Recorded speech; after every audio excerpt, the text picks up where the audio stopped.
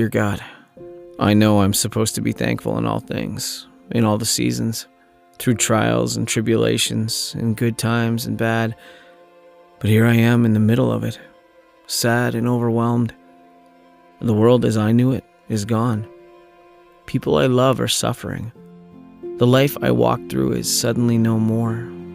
I can't gather around a table and celebrate family. I can't hold hands with those I care about. Instead, grief and despair seem to be eager dinner guests. God, I don't feel like celebrating. But I sit at my table and I close my eyes, listening for that still small voice, the one that always manages to rise above all the noise of this life. I hear you. Above the sadness, above the fear, above the bewilderment of all that has happened this year. There you are, whispering, "Be still, and know that I am God." And I close my eyes, and I take a deep breath, and I find my thankfulness in a God who is still in control. Amen. Well, good morning. We're wrapping up our Grateful Anyway series, and it reminded me how much I love my mother. I'm going to lead with that. A few years ago, my buddy Dave and I were back in the original motherland, Iowa, and we're helping my mom move from her house to her townhouse to her condo. So Dave, because he's a good friend and my mom's favorite son, even though he's not related, my mom loves Dave. He went back and we decided we're going to help my mom move. So we had a full day of moving and move some stuff around, and we decided we're going to go to dinner. So I've been to Cedar Falls, Iowa many, many, many times. Just got back. I was there a couple weeks ago. So I know my way around. So, and they don't have freeways or highways. We just call it the 4-lane. So I jump on the 4-lane, and I know where I'm going. We're going to go to pizza. So I know I have to get on First Avenue off the 4-lane.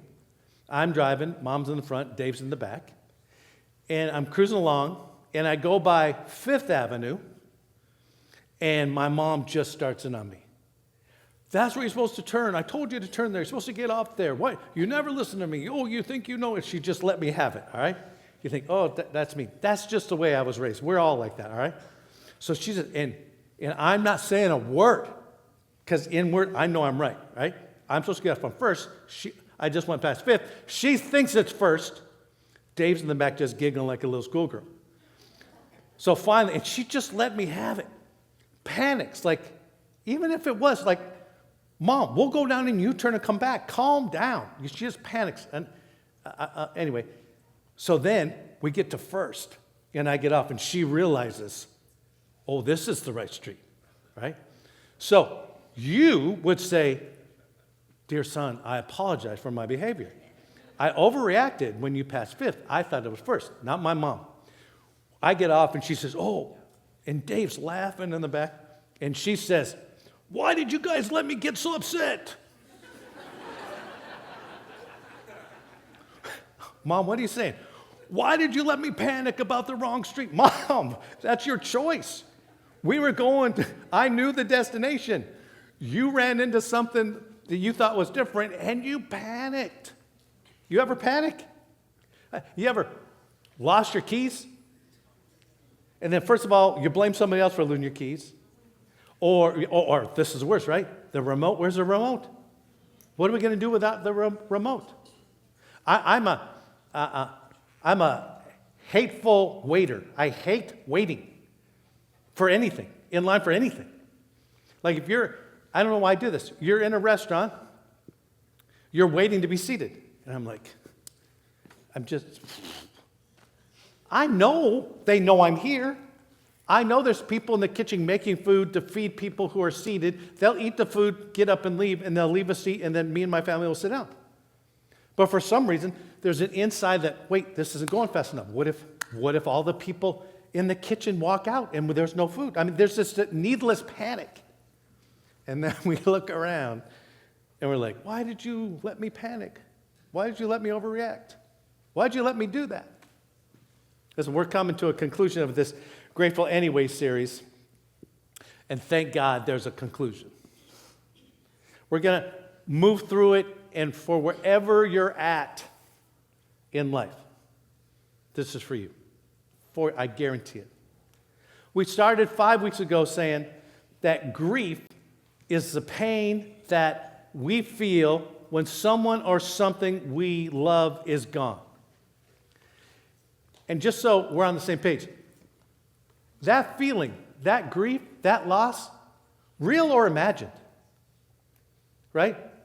We may look at somebody else's life and say, that's not such a big deal. It doesn't matter what you think. If the person going through it feels that, whether it's real or imagined, it is debilitating. So, but grief is also the process in which we learn to live with that loss and keep moving forward. And then I want to pause here again and say, what loss or pain or disappointment do you have in your life today? I mean, and that someone or something, that could have been years ago. Could have been this weekend. Like, what is it? I just want to give you enough time to sit down on that a little bit. Wherever you're at, wherever you're listening, in your private, calm, thinking moments, what's the pain that rises to the top that gets your attention? It doesn't necessarily have to be grief as far as losing someone. It could be a loss of a dream, or a loss of a marriage, or a loss of a job. It's still loss. It's still a disappointment. Loss of a relationship, loss of health, loss of a family. Like, what is that? I think all of us at whatever level, middle school and on, all of us feel something somewhere.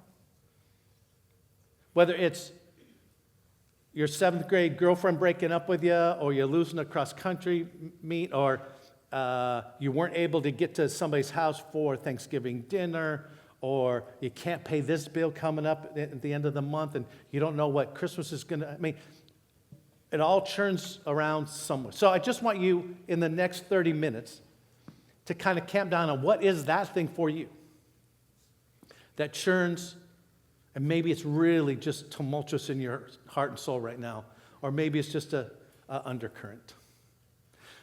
The process we talked about getting through and moving through a process of grief is called lament. The Bible calls it lament. Christianity calls it lament. And until this series, I spent no time thinking about lament or the word lament. But lament is simply a prayer in pain that leads to trust. And we've given you the stages of what that prayer sounds like and looks like. It's when life hurts, lament teaches us how to talk to God through our pain instead of walking away from it.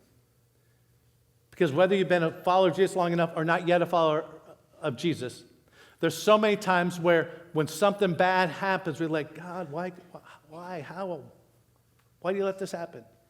There's such a good, loving God. Why does this pain happen in the world? Mark Vrogop says in his book, I always forget it, I should write it down, Deep Mercy, Dark Clouds, Deep Mercy. He says, lament is how you live between the poles of a hard life and trusting God's sovereignty. It's like, here's one side. This is really difficult. How do you live in between this pain and the thought that God is in control and can do everything and he's all loving, he's all knowing, he's all powerful? How does that make sense? How do I live in this area here? How do I move from my pain to there? And how many times in life am I going to have to do that? And what's that process look like? The process we've called lament. Lament looks like this. The second week of our series, we talked about turning. There's a point in the middle of your pain or your loss or your hurt where you say, I'm going to turn and decide that maybe God can help me. I'm not convinced he can, but I'm going to turn that direction.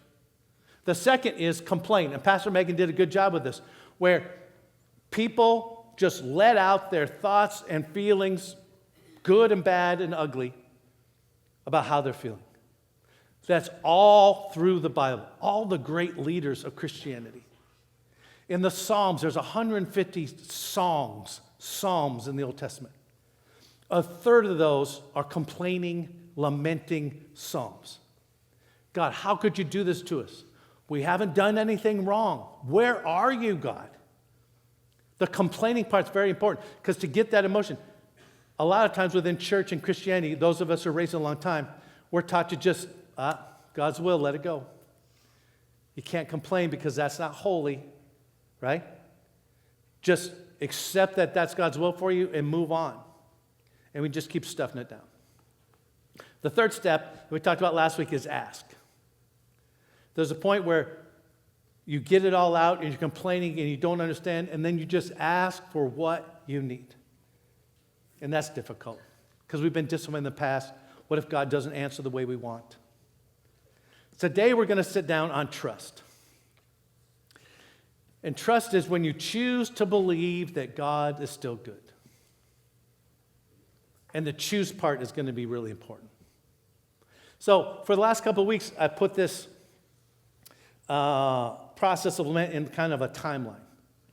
Like, okay, go through something hard, you turn and say, hey, God, I think you can help me.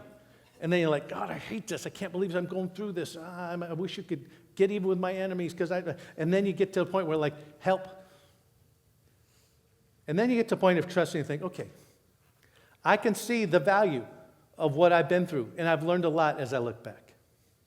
But as I sat with my dad over Thanksgiving week down in Boise, who was a funeral director for decades and led grief counseling. He's really a good guy. He has a way of correcting that's really nice. You know what I'm saying? He's like, if I were you, and I'm like, okay, here it comes. If a fella thought, so we're talking about this series, which he loves, and he said, you know what? I don't think it's a straight line. I think lamenting maybe is a circle. And I wish it wasn't true. I think maybe you go through a painful situation, you lose someone you love. You turn to God. You complain and pour out your heart to God. You ask for what you need, and then you get to a point where you're like, God, thank you. And that's Tuesday.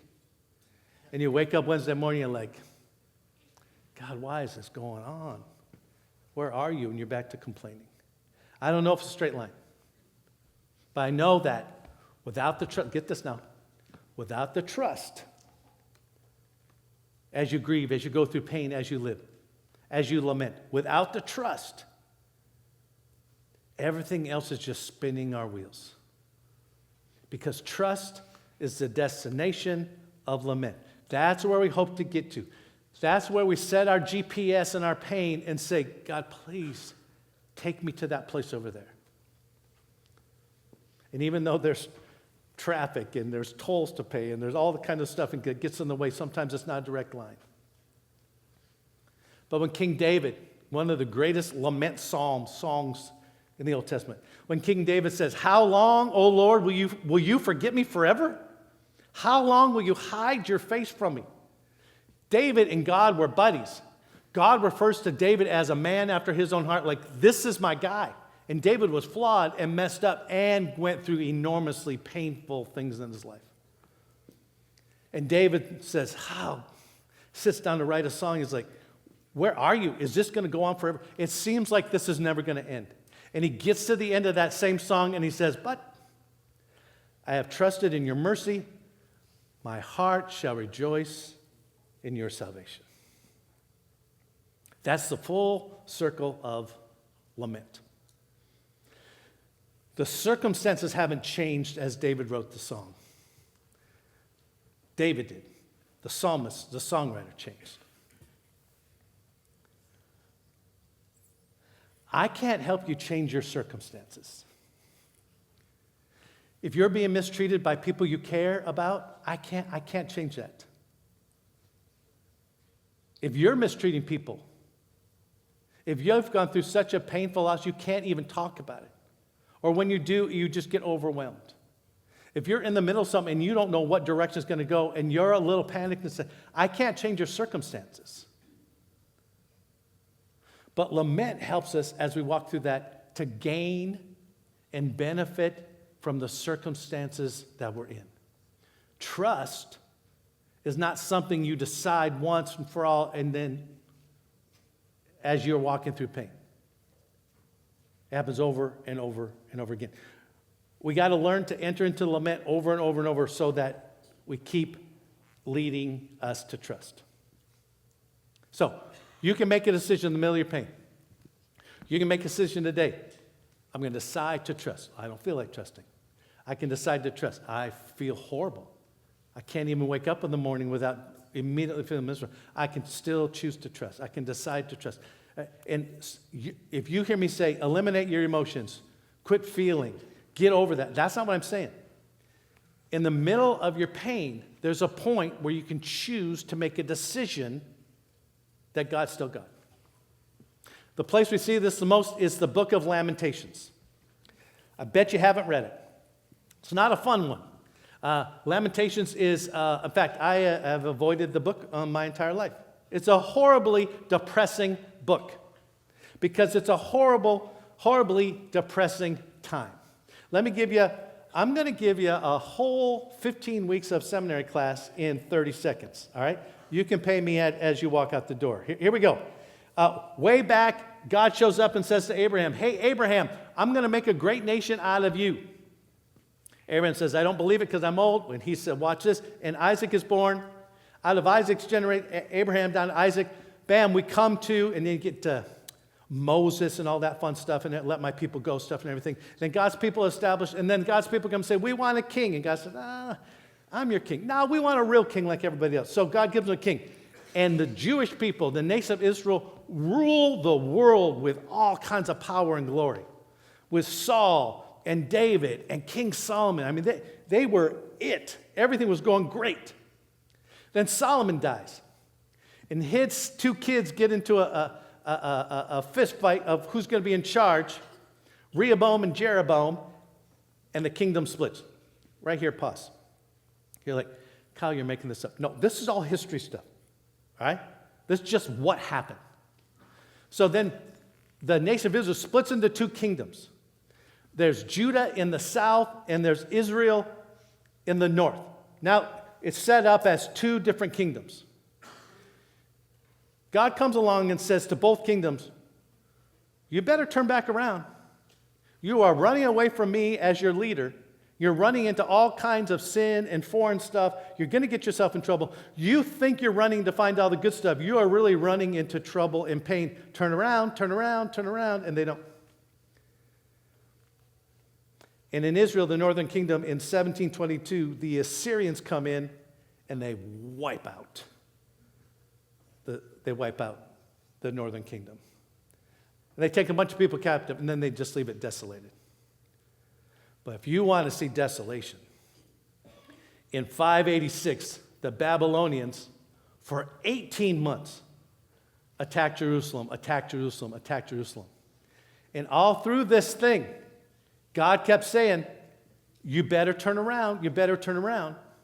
And he says to this guy named Jeremiah, Jeremiah was the spokesperson for God. They were called prophets in the Old Testament. God says, Jeremiah, here's your job. Tell everybody to stop running away from me or they're going to be in trouble. Tell everyone to turn back to me or the Babylonians are coming. And all the nation of Israel flipped their proverbial middle finger at him and said, we got this. And here was such a bad thing. Jeremiah's job was to keep telling people that they need to repent and turn around. And God told Jeremiah, listen, you're going to do this for years after years after years, and they're not going to respond. So Jeremiah's job was to tell the truth, and he knew that people were not going to respond rightly. Day after day after day after day, that was Jeremiah's job. That's why we refer to Jeremiah as the weeping prophet.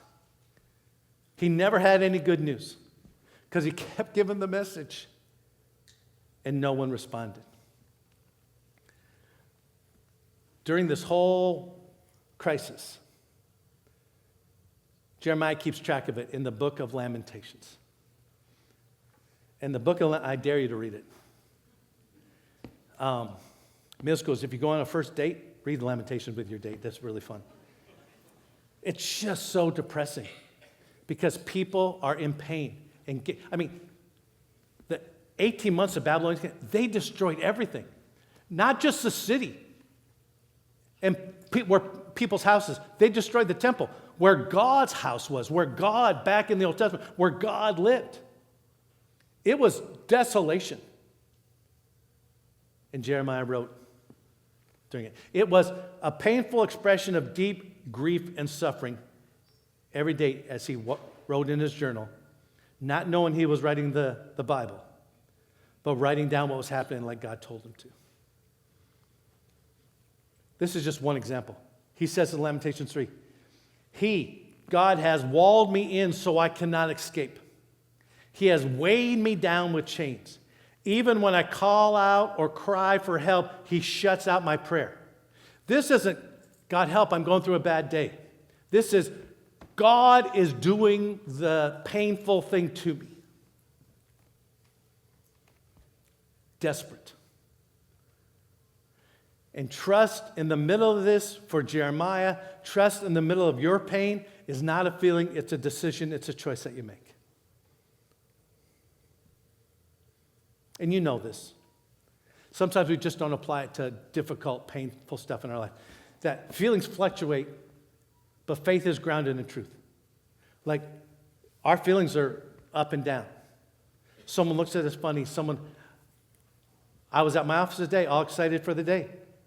And the SALT girls came walking in, the leadership team with the youth group. 4 of these sweet little girls. I say hi to them all. They don't even look at me or respond. Yeah, mean girls, right here in our church. I was having such a happy day, and I'd say, hey, Sarah Burdick. And she's like, she mean girled me, so I'm going to mean girl them back. I'm going to list them out. I have their pictures. Here we go. No, something simple could happen and just throws your day off. This was over and over and over for Jeremiah. And he had to find a place where his emotions didn't control him every hour of the day, and I'm sure they did at times. But his faith had to be grounded in some truth.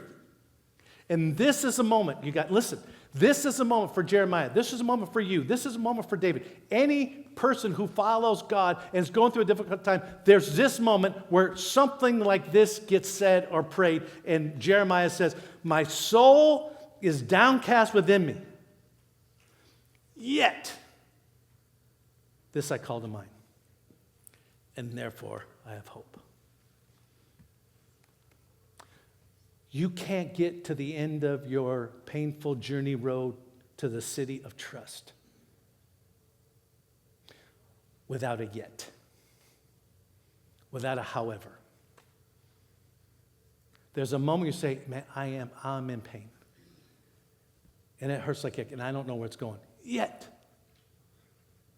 I'm going to remember and have hope.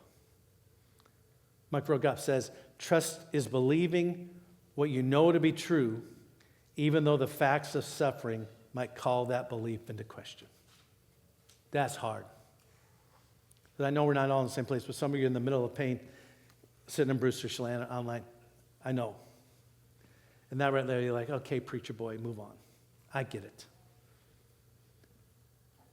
But you can believe truth in the midst of feeling stuff that you don't know what you're going to do with it. Trust remembers what pain tends to forget. I love this. In the middle of pain, oftentimes we forget all the good stuff or what God's done in the past or the people around us. It's easy. We've talked about that. Pain's a bully, comes in, kicks open the door, it stays. It's like that relative that comes for Thanksgiving dinner, and they never leave. And it's usually the uncle that has all his political views. And you're like, oh, man, it's time to... Everyone else is gone, but he's still sitting there talking about how he's going to change the government. No? Listen, if you don't have somebody like that, guess what? It's you. You should have left earlier. Pain loves to narrate our life. Pain loves to tell us stuff that's not true. The stories that pain tells us, that if we believe them, of course you have no hope. Like, God has forgotten you, just move on. God isn't listening to you anyway. You're not going to make it. This won't get better. Have you ever felt like that? How are we going to get through this? I'm never going to get any better. Whether that's a physical ailment or emotional pain, it's like God's disappeared. He doesn't care anyway. And if he does, he's not listening to me. And I'm never going to get over this pit of pain and grief that I'm in. Now, if you're raised in the church, you know this great verse. It goes like this. The steadfast love of the Lord never ceases. His mercies never come to an end. They are new every morning. Great is your faithfulness. If you know that as a verse or a song because you grew up with it, give me a whoop whoop. Yeah. I think it's like the steadfast love of the Lord never ceases. Anyone? His mercies never come to an end. They are new every morning. Come on in. New every morning. Great is your faithfulness. Great. That's such a happy. Yeah. No. Listen. I sang with the ensemble group in high school, First Love Generation from Nampa Christian Home of the Trojans. We traveled throughout parts of Southern Idaho and Colorado, so I'm used to performing on stage. Now, most of the time, when you hear that verse or you sing that song, you think of this, bam. Right? Let's put the verse up there. The steadfast love of the Lord never ceases. You're going to sit out there by the early morning campfire, the sun's coming up. But who wrote this? It's from Lamentations. Who wrote this? The weeping prophet. He wasn't sitting by his cabin on Lake Chelan up in Stehekin. This was his picture out his window. Jerusalem, his hometown, was wiped out. Many people he loved and cared about are dead. And we take that verse and we turn it into a fun worship song. It's a worship song, but it comes out of a pit of pain. Jeremiah looks out his window and he says, all right, the steadfast love of the Lord never ceases. His mercies never come to an end. They're new every morning. Great your faithfulness, comma, I guess. He's kind of talking himself into it. That's truth. But his feelings and his truth, I bet, weren't on the same page. Because our pain creates this false story. Our pain tells us that things aren't going to get better. And that's why truth, you have to bump into truth. Whether you can grab hold of yourself or you have someone walking with you that can tell you the truth. Because truth rewrites the story. Pain is telling you one thing, and truth comes along and says, nope, that ain't true. Nope, that's not true. Let me tell you, no, that's not. You're believing lies. Pain's lying to you, and you're going down a road that's going to lead you to nowhere. So trust, like Jeremiah, writing the steadfast love of the Lord never ceases, trust often begins in the dark. When Jeremiah wrote Lamentations, when Jeremiah wrote down that the steadfast love of the Lord never ceases, he was in the middle of the destruction. He was in the middle of pain. Most of the young men had been carted off to Babylon. Everybody was left with nothing and tried to fend for themselves.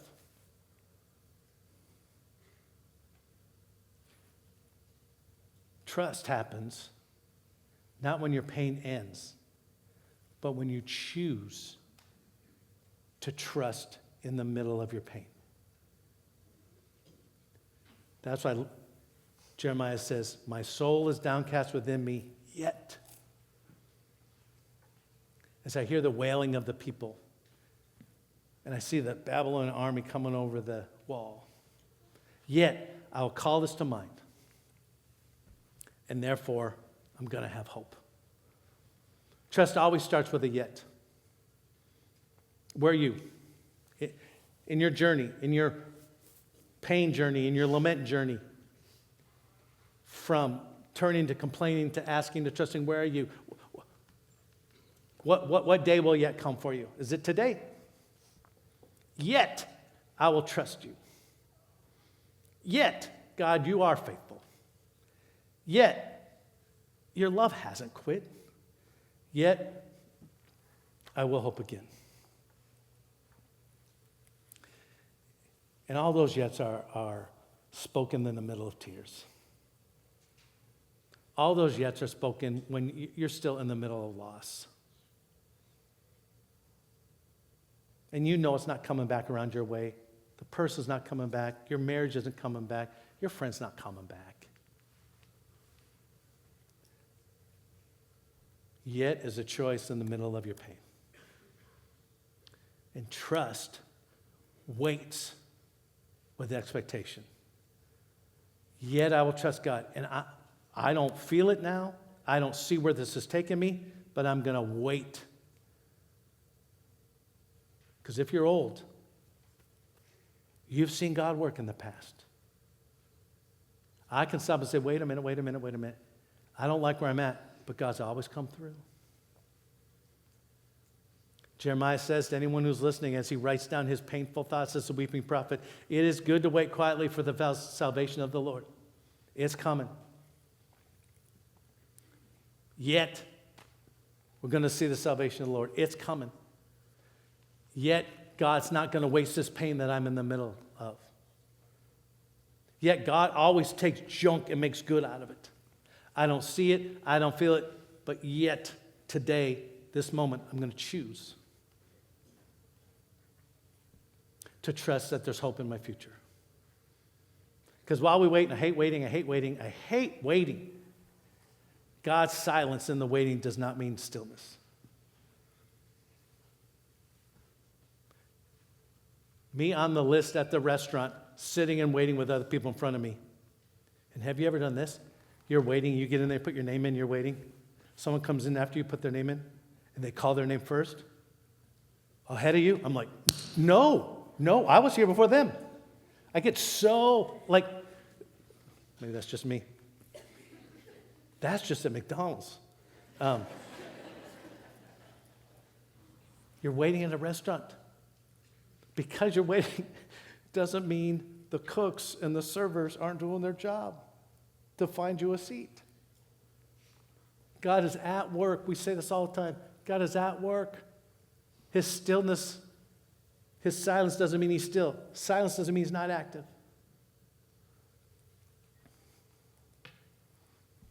Let's turn for home here. Trust doesn't mean you're over grief. My dad wanted to make sure I said that. You can trust God that he's good and there's hope coming in future. And it doesn't mean that, oh man, I feel better. My grief is gone. I don't know. Come on, some of you have been down a grief road.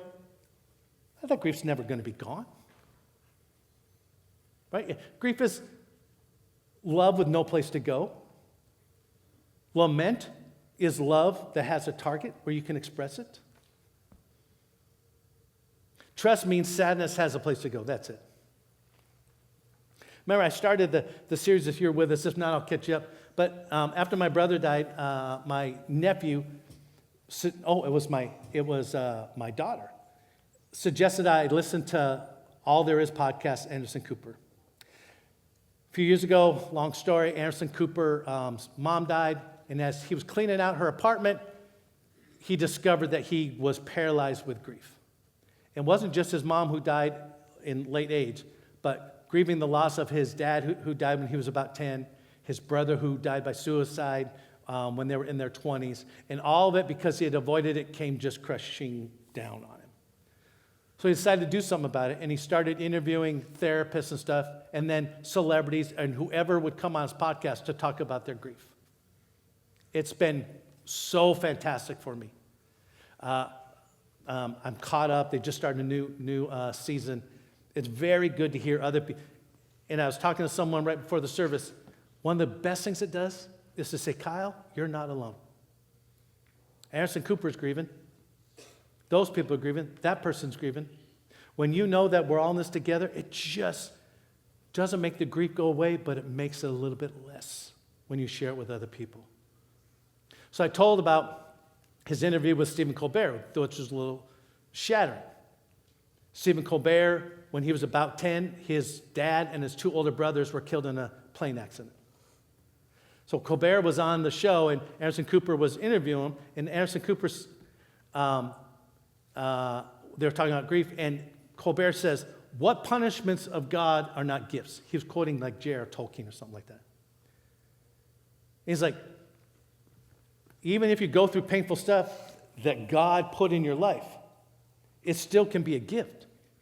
Losing your mom, losing your brother, losing your dad. And like Anderson Cooper, kind of through his tears and a little anger, says, "Do you really believe that?" Colbert says, "It's a gift to exist, and with existence comes suffering." And Anderson Cooper says, what makes this kind of suffering and loss a gift? This is really good. Colbert says, "You get awareness of other people's loss when you've been through it, which allows you to love more deeply." I found that to be true. We're asked to accept the world that God gives us and to accept it with love. And if you have to accept it, and you have to accept it with gratitude, you have to be grateful for all of it. You can't pick and choose what you're grateful for.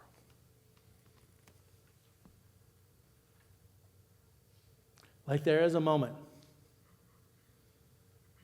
You're like, "Man, I don't like this. And this is really painful." But when you get to trust at the end of one lament road, there may be a point where you're like, "I'm really thankful for what I've learned. I'm grateful what I've learned along the way." I'm not there yet. Trust means sadness has a place to go. Trust is sorrow with hope attached. Like, "I still feel. And I got sorrow. But I'm trusting that God is bigger than my situation, and that gives me hope." Trust leads to worship.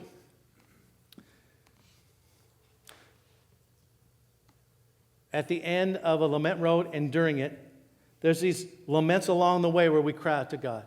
But then at the end of the lament road, at the trust point, there's a place where you could sing with David, "I will sing to the Lord because he has dealt bountifully with me." In the middle of his pain, David's crying out. Jeremiah says, "You, Lord, reign forever. Your throne endures from generation to generation." And sometimes, in the middle of whatever you're going through, all you can do is throw up your hands. All you have is a hallelujah.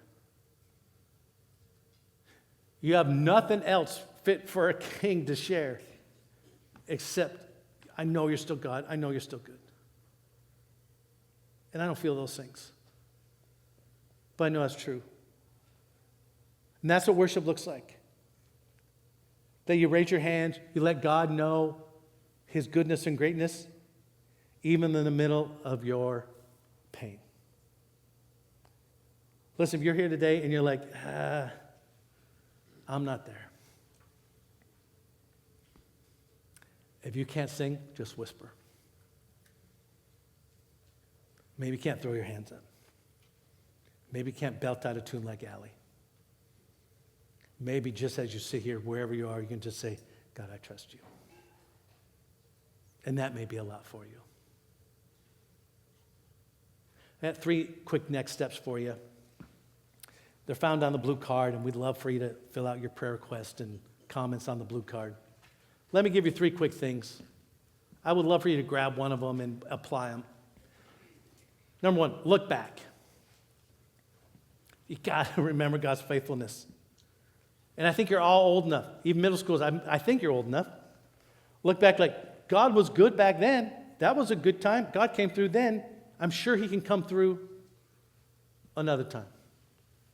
Remember, guys, listen, I don't know why. You know how you talk about something, your phone picks it up, and then all of a sudden there's an ad for it? I don't know why this happened.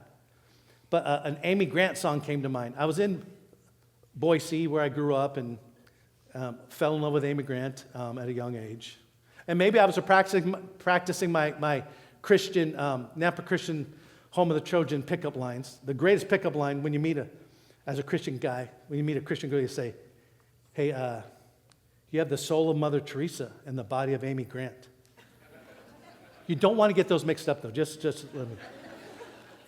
So maybe I was saying, I don't know, but all of a sudden on my feed, on Facebook, which is old people TikTok, on Facebook, this song comes up.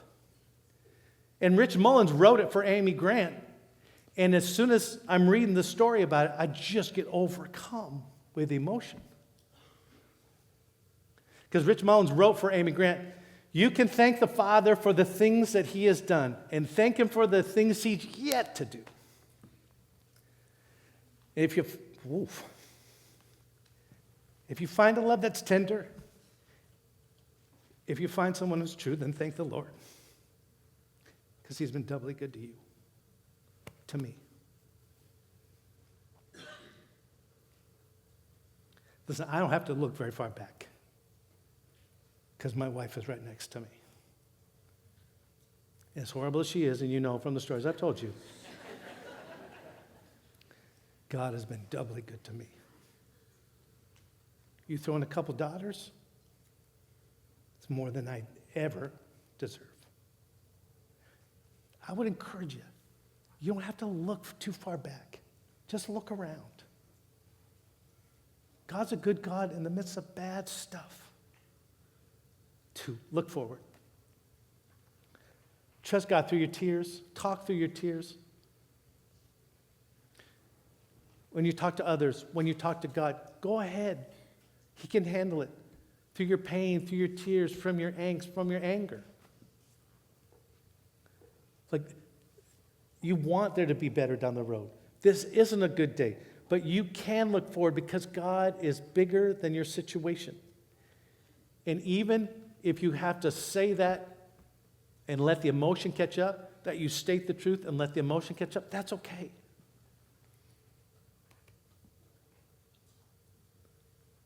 The truth and the facts don't have to match your feelings right now. But you got to run and grab hold on some truth or you're going to go under. And finally, look around and help each other. If you're grieving, if you're in the middle of something painful, find somebody else who is. Really, as you direct your attention towards somebody else's pain, you both are going to benefit from it. Within our community, the real life community and the community that we live in, but sometimes you need someone else to come alongside you to speak truth to you as you walk through a journey of lament and you're not yet to trust. I say this all the time. You've heard me say it. I say it all the time to people in my office and people in my life. I know you don't believe that, but I'll believe it for the both of us till you're ready to believe. You need somebody like that in your life when you're going through something difficult. And if you don't open up and tell people around you what you're going through, they don't know and can't help you. And I know you're going under. I know it feels horrible. I know you don't know what to do, but you better find one person. And more importantly, you all who aren't grieving in the middle of something, you better find the grievers. Because you can walk up and you can deliver truth, not judgment, not trying to fix them. You can just remind them of the good God who's been doubly good to you so that you can share it with somebody else. Bruce, we're going to turn the service back over to Luke for Luke to wrap up. Thanks, Luke. Let's pray together here in Chelan. God, thank you so much for Jesus. In the midst of whatever we've gone through, the sacrifice and love of Jesus on our behalf is more than we could ever deserve and more than we ever need. God, I ask that you help us start there, that our faith in the sacrifice, risen Jesus is real, and that's how we start each day. In the midst of that, God, I ask for comfort and peace and progress as we move through a journey of pain and grief. I ask that you keep us aware of people who are struggling. Thank you for the fact that there's a hope and the yets in our life will be answered someday. And as we wait, we trust you, God. In Jesus' name I pray. Amen. Thanks so much for being here. Hey, the real kids are out there collecting coins for kids. Please throw some cash in there so they can help kids around the world. Have a great, great Sunday. See ya. Love you. Bye.